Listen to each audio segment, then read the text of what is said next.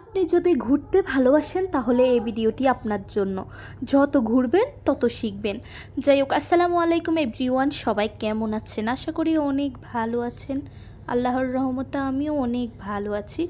আমরা চলে আসলাম চায়ের রাজ্যে। চায়ের রাজ্যে এসে কোথায় কোথায় গেলাম, কোথায় কোথায় ঘুরলাম, আজকের ভিডিওতে থাকবে ডিটেলস। যাই হোক, আমরা প্রথমেই রওনা হয়ে গেলাম সকাল 6টা ঢাকা থেকে। তারপর আমরা চলে গেলাম সোজা শ্রীমঙ্গল। যেহেতু সিলেট থেকে শ্রীমঙ্গল যাওয়ার জন্য 2 ঘন্টা 2.5 ঘন্টার রাস্তা, সেহেতু আমরা প্রথমেই চলে গেলাম শ্রীমঙ্গল। এক্ষেত্রে আমাদের সময়টা বেঁচে গেল, আজকের দিনটা আমাদের কাজে লাগলো। আপনাদের যদি সময় শর্ট হয় আপনারাও চলে আসতে পারেন ঢাকা থেকে সোজা শ্রীমঙ্গল, তারপর আপনারা সিলেট ব্যাক করতে পারেন আবার। যাই হোক, তারপর আমরা চলে আসলাম শ্রীমঙ্গল লাউয়াছড়া। লাউয়াছড়া একটা জায়গার নাম, ওখানে আপনার টিকিট নেয় 115 টাকা করে। তারপর সেখানে আছে একটা আদিবাসী এলাকা। তারপর ওখানে গেলে আপনি এরকম অনেক অনেক বানর মামার সাথে দেখা করতে পারবেন। তারপর অনেক অনেক পশু পাখি সব কিছুর সাথে দেখা করতে পারবেন। দেখেন, প্রেতে মায়ের ভালোবাসা দেখে পেলাম, হোক সে পশু হোক সে মানুষ, মা আসলে মাই হয়, মায়ের সাথে কোনো কিছুরই তুলনা হয় না। যাই হোক, ও যুদ্ধে আসছে, মানে আমরা একটা ডিল মারার পরে আমার ভাই একটা ডিল মারলো, তারপর ওনারা মানে সবাই চলে আসলো, মানে একজনকে ডিল মারছে তাই উনি যুদ্ধে আসছে এক কথায়, তারপরে বাচ্চাকে নিয়ে আসছে। যাই হোক, তারপর এখানে আমরা দেখলাম আদিবাসী ও একজন লোক বাঁশ কাটতেছে। দেখেন বাঁশ কত মানে পুরনো বাঁশ। যাই হোক, ওনাদের নাম জিজ্ঞেস করলাম, বলল কি কি যেন নাম, আমি উচ্চারণও করতে পারি না। যাই হোক, তারপর ওনাদের সাথে কথা বলে চলে গেলাম ওনাদের গ্রামের উদ্দেশ্যে। ওনাদের গ্রামটা হলো একদম পাহাড়ের উঁচুতে, মানে আবার আমরা যাওয়ার পথে দেখলাম এখানে আবার আনারস বিক্রি করছে, একদম ক্ষেত থেকে কেটে আনা আনারস, মানে এত ফ্রেশ যেটা বলার বাইরে। আপনি পেয়ে যাবেন এরকম মানে ফ্রেশ ফ্রেশ আনারস অনেক জায়গায়। যাই হোক, তারপর দেখলাম ওনাদের বাড়িগুলো এত উঁচুতে, মানে খুব কষ্ট হচ্ছিল যখন উঠতেছিলাম, মানে আর বলতেছিলাম এই পথ যদি না শেষ হয়। যাই হোক, আমার পাশে যারা ছিল তারা কয় এই পথ যদি না শেষ হয় 1-1.5 ঘন্টার মধ্যে মারা যাব। মানে এত কষ্ট হচ্ছিল। যাই হোক, ওঠার পরে দেখলাম ওনারা পান মানে বাঁধতেছে, সবগুলা গোছাই গোছাই মানে বাঁধতেছে। ওনাদের কর্মই এটা আসলে, সব জায়গায় আপনার পান সুপারি গাছ। যাই হোক, ওটা ভিজিট করে তারপর চলে আসলাম এই তো 7 রঙের চা। এই 7 রঙের চা না খেয়ে যদি আমি 1 গ্লাস পানি খেতাম তাহলে মনে হয় যে আমার মানে শান্তি শান্তি লাগতো। মানে এত বাজে ছিল, মানে 70 টাকা নিচে 7 রঙের চা, মানে এত বাজে ছিল যেটা বলার বাহিরে। যাই হোক, তারপর আমরা চলে গেলাম সোজা আমাদের হোটেলে আসার জন্য আমাদের কোনো কষ্ট করতে হয়নি, যেহেতু আমাদের হোটেলটা আগে থেকে রেডি ছিল। যাই হোক, আমরা শুধু লোকেশন অনুযায়ী চলে আসলাম। এই তো আমাদেরকে ওয়েলকাম ড্রিঙ্কস দেওয়া হয়েছে, আমরা সবাই মিলে ওয়েলকাম ড্রিঙ্কসটা খাচ্ছিলাম। মানে এতটা টায়ার্ড ছিল, মন চেয়েছিল যে মানে ড্রিঙ্কসটা রাখি, মানে রুমে গিয়ে রেস্ট করি। এই তো আমরা চলে আসলাম আমাদের রুমে। এই তো একটা রুমের মধ্যে 2টা করে বেড ছিল। আমরা যেহেতু মানুষ বেশি ছিলাম, মানে আমাদের ননদসহ আমাদের সাথে গিয়েছে, তাই আমরা 2টা রুম নিয়েছি। এই তো একটা রুম, আরেকটা রুম আমার তেমন একটা ভিডিও করা হয়নি। এই তো তারপর আমরা রেস্ট নিলাম। রেস্ট নেওয়ার পর 11টা বেজে গেল, মানে 11টার পর তো ক্ষুধায় পেট চুচু করতেছিল। তারপর যেহেতু হোটেলের 9 তলায় আপনার রেস্টুরেন্ট আর সুইমিং পুল ছিল, তো আমরা রেস্টুরেন্টে অর্ডার করে দিলাম ফ্রাইড রাইস, ফ্রাইড চিকেন। তারপর আমাদের জন্য চলে আসলো আমাদের ফ্রাইড চিকেন এবং ফ্রাইড রাইস। আলহামদুলিল্লাহ, আজকের দিনটাই ভাবে সুন্দর কেটে গেল। তারপর সকালে আবার শুরু হয় খাওয়ার দাওয়ার দিয়ে।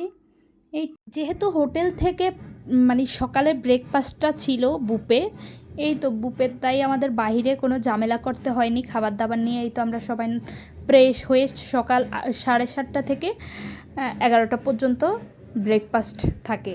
তো আমরা সবাই তো চলে আসলাম। আমি নিলাম খিচুড়ি, সাথে মুরগির মাংস। এখানে আপনার সব আছে, ফ্রুটস, জুস সব কিছু পাওয়া যায়, এই কারণে আর বাইরে গিয়ে খাবার দাবার নিয়ে কোনো ঝামেলা করতে হয় না, এটা একটা সুবিধা। যাই হোক, আমরা খাবার দাবারটা কমপ্লিট করে এই তো বেরিয়ে পড়লাম আপনার জাফলংয়ের উদ্দেশ্যে। আমরা আমাদের মানে প্রথমে উদ্দেশ্য ছিল আমরা জাফলং যাব, তারপরে আপনার পরের দিন যেখানে গেলাম ওটা পরেই বলতেছি, রাতারকুল এবং সাদা পাথর আমরা পরের দিন গিয়েছিলাম। এই তো জাফলংয়ের উদ্দেশ্যে চলে গেলাম, মনে হয় যেন পাহাড়টা একদম কাছে। যাই হোক, এখানে কিন্তু 365টা সিঁড়ি। আপনার নামতে যতটা ইজি, মানে উঠতে ততটাই কষ্ট। নামতে মানে কষ্ট হয়েছিল, তারপরেও মানে কিছুটা ইজি ছিল। এই তো নামার পরে আমরা প্রথমে নৌকাতে উঠে গেলাম, নৌকাতে উঠে আমরা ওপারে যাব। যাই হোক, এই ওখানে মনে হয় যেন ঝর্ণা না কি যেন আসছে। এই তো চলে গেলাম আমরা ঝর্ণার ধারে। এই দেখেন সিঁড়ি বায়ে পানিগুলা পড়তেছে, সুন্দর না? মানে অনেক উঁচু পাথরগুলা। তো আমার মানে পসিবল হয় নাই উপরে ওঠা।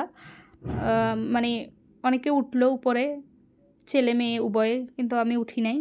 এই তো কি স্বচ্ছ পানি, মানে প্রথমে আমি কাছে যাই নাই, তারপরে মানে পানিগুলা দেখে আর লোভ সামলাইতে পারি নাই। মানে আসলে আমরা পৃথিবীতে সবাই লোভী। যেমন বৃষ্টি আসলে ছাতার প্রয়োজন, বৃষ্টি চলে গেলে ছাতাটাকেও ভোজা মনে হয়। কলমটার কালি পুড়িয়ে গেলে ডাস্টবিনে জায়গা হয়, মানে ঠিক ওরকমই। আসলে এটা পানিগুলো দেখে আমি মানে লোভ সামলাইতে পারি নাই, মানে আমি পা ভিজিয়ে নিলাম। মানে যদি পানিগুলো ময়লা হতো কি করতাম বলেন তো? মানে নাক ছিটকিয়ে চলে আসতাম।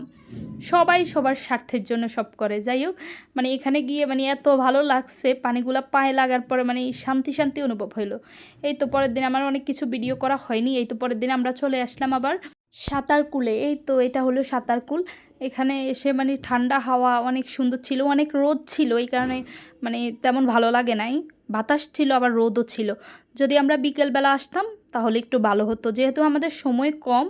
আমরা 2 রাত 3 দিন ছিলাম। যেহেতু আমাদের সময় কম, তাই আমরা সকাল সকাল চলে আসলাম সাঁতারকুলে। এই তো চলে আসলাম সাঁতারকুলে, অনেক সুন্দর ছিল। এটা হলো মনে হয় মেবি মেইন পয়েন্টে এসে আমি ভিডিওটা করলাম। এটা ছিল মেইন পয়েন্ট, অনেক সুন্দর ছিল। মানে পাশে আপনার গাছ গাছালি এগুলা ছিল, আর মাঝখানে নৌকো। আমাদের মতো আরও অনেকে ঘুরতে গিয়েছে, এই কারণে অনেক ভালো লেগেছে। মানে চারপাশে মানুষজন, মানে অনেক সুন্দর। এই তো এটা হলো মেইন পয়েন্ট, আমি ভুল বলেছি, ওটা মেইন পয়েন্ট না, ওটা দিয়ে মেবি আসছিলাম। এই তো চারপাশে মানে গাছালি অনেক সুন্দর, এখানে অনেক পানি নাকি। যাই হোক, মানে অনেক ভালো মানে সময় কাটলো, অনেক সুন্দর সময় কাটলো। তারপর এখান থেকে আমরা চলে যাব সাদা পাথরে। যেহেতু আমাদের সময় কম, মানে অল্প সময়ে অনেক কিছু দেখতে হবে, এরকম একটা ব্যাপার। এই তো আমরা চলে গেলাম সাদা পাথরের উদ্দেশ্যে। প্রথমে আমরা গিয়ে এখানে নামলাম, নামার পরে এই তো চারপাশে মানে এই নদী পার হওয়ার পরে আপনার সাদা পাথর। এটা দেখেই কেমন জানি মনোমুগ্ধকর, মানে পরিবেশ দেখে ভালো লাগলো। প্রথমে আমরা উঠে গেলাম তারপরে ট্রলারে, এটা হলো ট্রলার দিয়ে আমরা চলে গেলাম সাদা পাথরের উদ্দেশ্যে। এখানে প্রচুর পরিমাণ বাতাস ছিল, মানে একদম পান জুড়িয়ে যাওয়ার মতো। এই তো আমাদের পোটলা পাটলিগুলা বুঝছেন, এই তো সবগুলারে নিয়ে উঠে গেলাম ট্রলারে।